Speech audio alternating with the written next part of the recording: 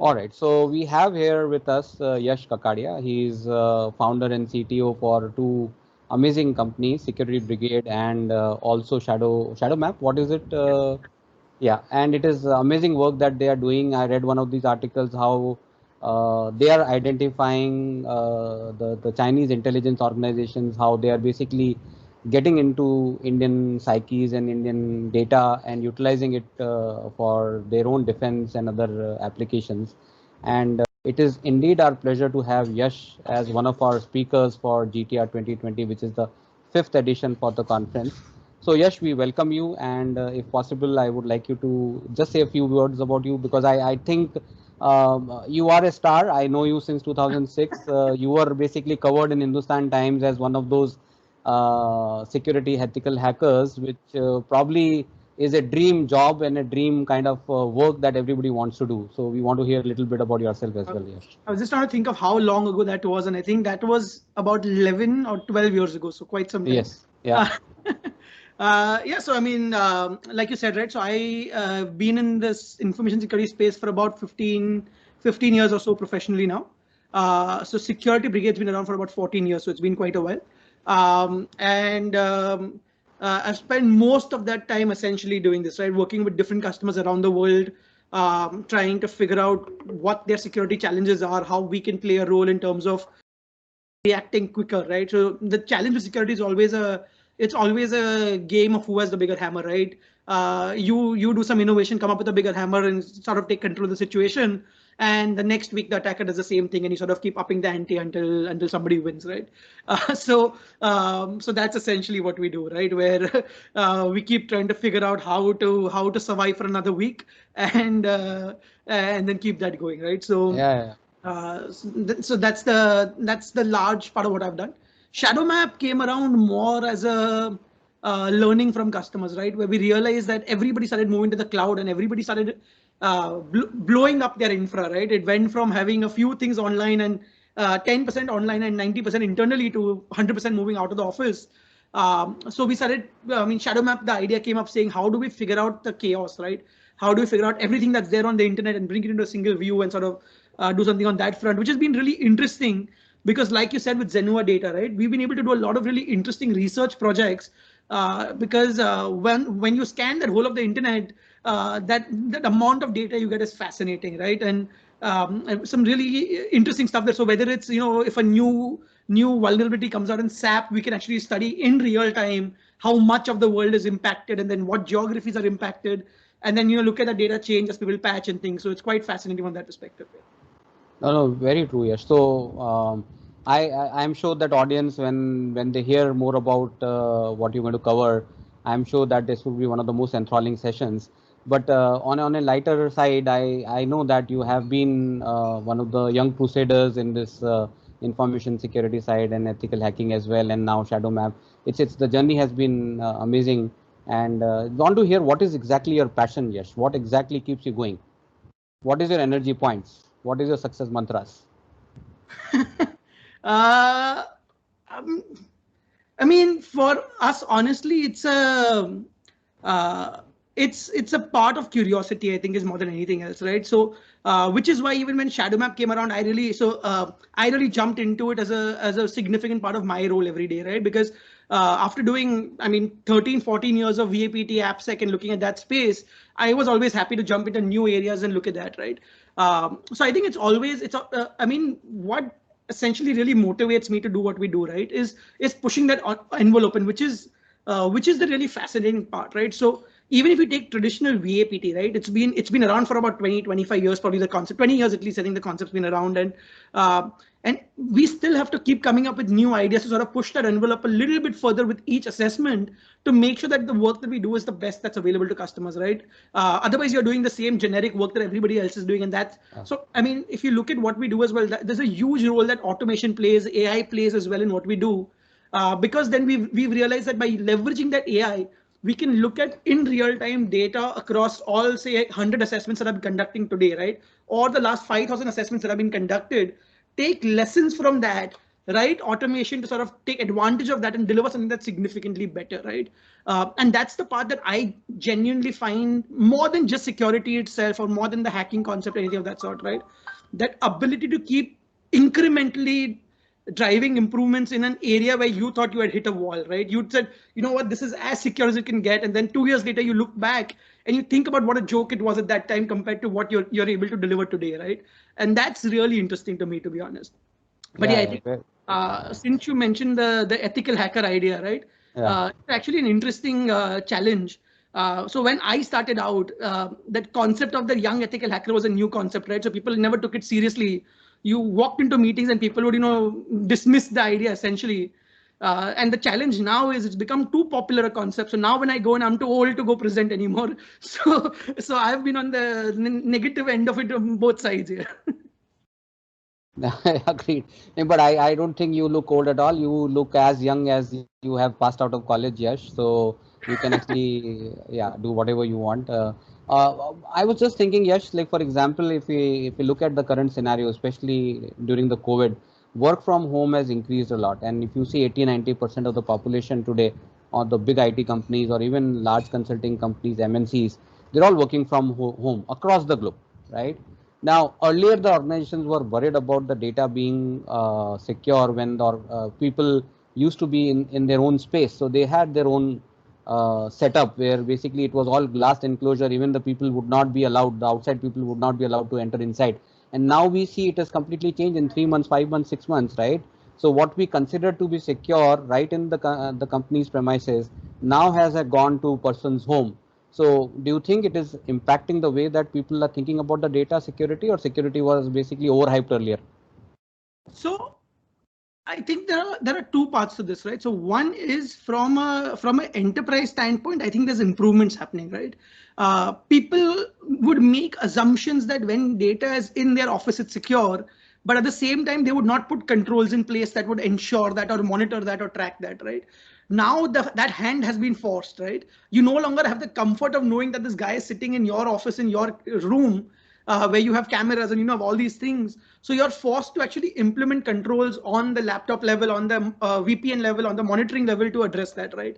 Which I think is an improvement. As in, I'll tell you frankly, with my own organization as well, when we started work from home, when we started relooking at how our security works, we realized that there were certain comfort zones where, because everyone was in an office, there were certain areas we were ignoring and were gaps for us, right? And we were forced to address all those gaps as we move to work from home. So I think that from that perspective, there's an improvement, right? But at the same time, when we see the actual data, right? End user attacks are spiking like crazy. The amount of phishing attacks, the amount of ransomware attacks, that sort of thing is going through the roof. And if you talk to any CISO, anybody who manages security, right, that's always been that hidden secret that's swept under the carpet, right? Because it's such a difficult problem to solve. You can secure networks, you can secure applications, you can do all those things. To convince people to not give their passwords, to report issues, those issues, that's a tremendous challenge. We had a red team assessment we were doing about 2 weeks ago. We got about 20 senior management guys out of this startup to give us their passwords. But after giving us the passwords and receiving OTPs on their phone and all of this, not one person went to IT and said, hey, I think my email's been compromised. We need to do something about it, right?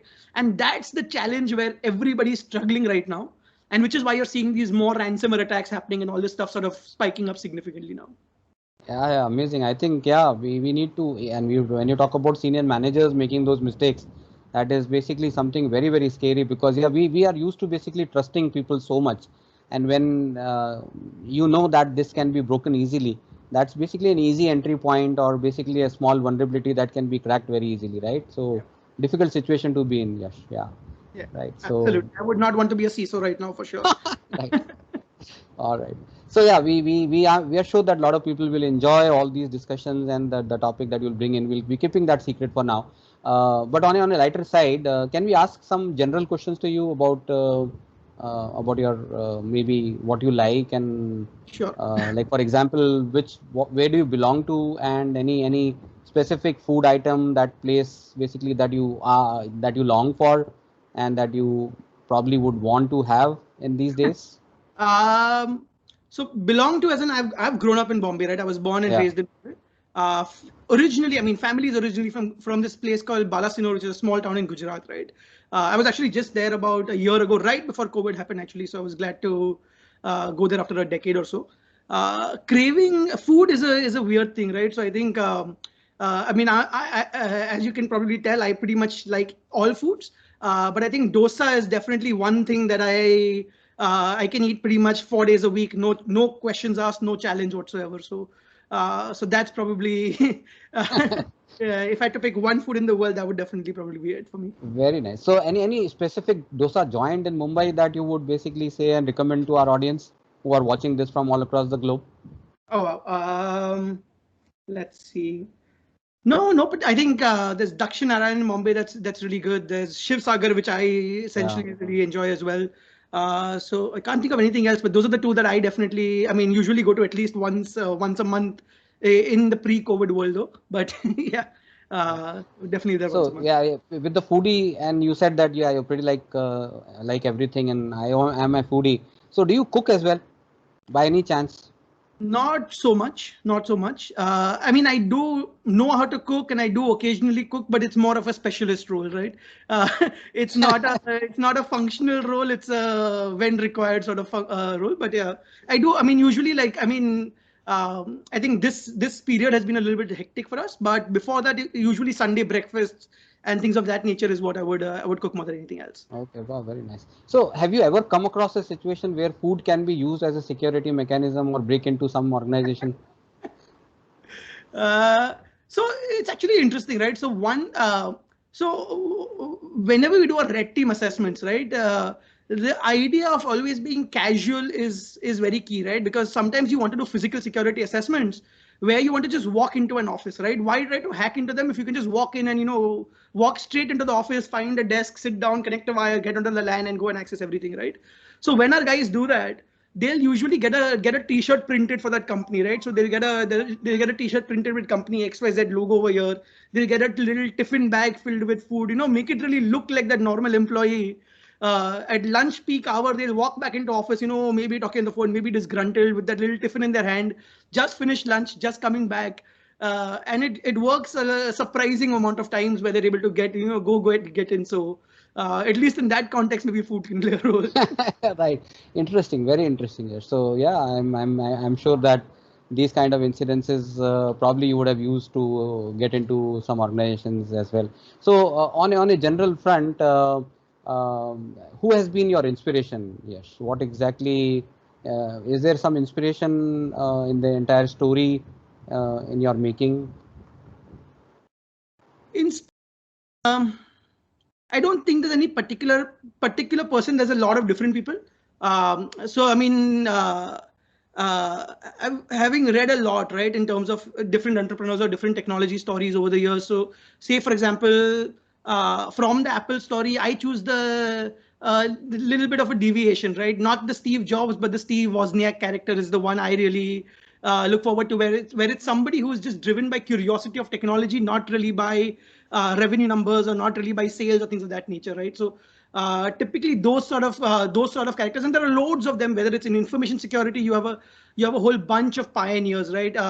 There was, I mean, it won't really be well known, but somebody called Mudge, who was still in the information security scene, who was part of this the hacker movement back in the 70s and 80s, right?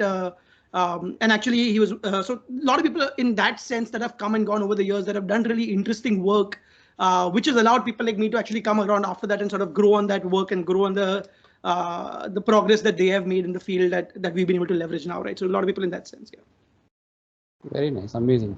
And one question I just wanted to ask, just skipped, but yeah. So what I was thinking is that, for example, if we talk about the current situation and current trends, there has been a sea change. For example, there's so many new languages around, so many new technologies around, so many tools around. How do you foresee the current trends and the younger generation being put into all this mess or mixture, you can say? Where should they focus today, and where should they go and take themselves ahead in this current environment? Even for the current laterals or current people, Yeah. like for example, somebody like me who has been in this industry for last 25 years odd, how do I basically keep adapting to this change, and where do I basically look forward to now from going forward? There are two questions at least, one for the freshers and one for the professionals who are already in the industry. I think, I mean, it's the same thing that I would look at in terms of my own perspective from an entrepreneur's perspective, right? As a company as well, you have to every 2 years look at yourself and think, am I still relevant in the workplace, right? Are we still relevant to our customers? Of course, is what we ask ourselves. Are we delivering the same old services? And also to think about what's changing in terms of our customer environments, right? I mean, I think right before the call, I mean, at the start of the call, before we started the session, we were talking about how DevSecOps has come into a big role for us as well as a company, and we do a large chunk of business there.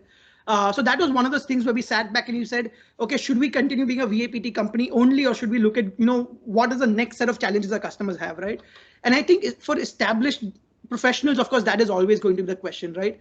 What is the direction the organization is moving in? Whether it's something like AI ML, whether, obviously we are seeing a lot more introduction of AI ML coming into automation and things going in that direction, whether it's new languages, new platforms, right?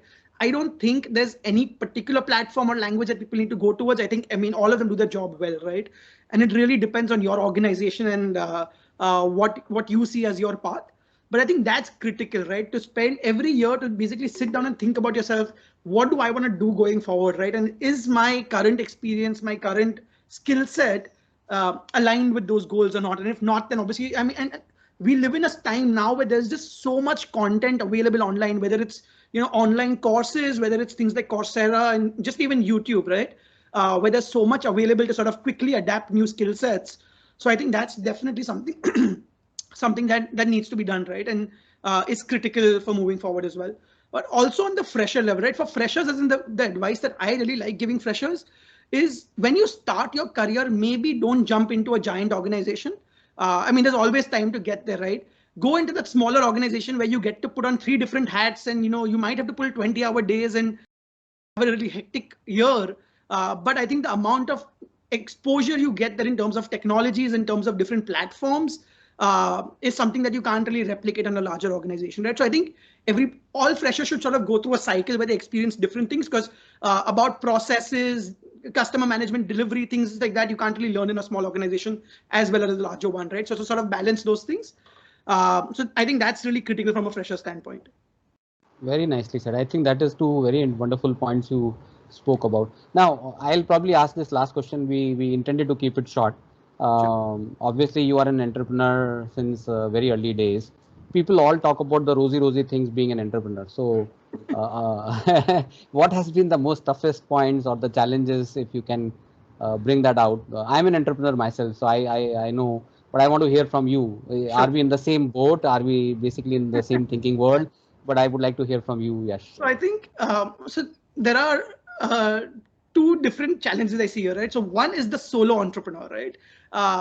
And what you said right now is exactly the challenge there, right? Are we in the same boat? Are we, as a solo entrepreneur, you're always questioning yourself? Because I mean, so in my case, I've been really fortunate, right? I have people that have joined the organization 10 years ago who are still with us and are as good as co-founders for us, right? So in that sense, it's good to have people, but at the same time, you are the one who's responsible for the bottom line at the end of the day, right? You're responsible to make sure you can pay people essentially every month and deliver things on that front, right? So there's a lot of, I mean, it gets ignored to some degree. So it gets ignored to some degree, but there's a lot of self-doubt and questioning that come with running your own business. Especially right now, right? If you look at the last year, where all these startups were getting a lot of funding and I mean, salaries were going through the roof in terms of, if you're a competent engineer, you were getting paid significantly well, right? And anybody that would ask me, I would tell them this is not the time to be an entrepreneur, right? Go get a high-paying job, make some money, because I mean, people don't realize how much of the stress and other aspects that come with being an entrepreneur, right? And I think the other part is, most of us start a business or go into entrepreneurship because we're passionate about something, right? So in my case, say for example, security, what you don't realize is how much of your day will be spent doing not security things, right? Whether it's sales, whether it's taxation, whether it's accounting, whether it's HR. So all the other things that you're going to have to deal with and learn essentially, because things that you know nothing about, right? So that's probably a huge challenge, I think. And that's something I have personally struggled with as well. So if you ask my customers, if you ask my partners, if you ask my sales team, right, I'm somebody who has absolutely zero interest in sales.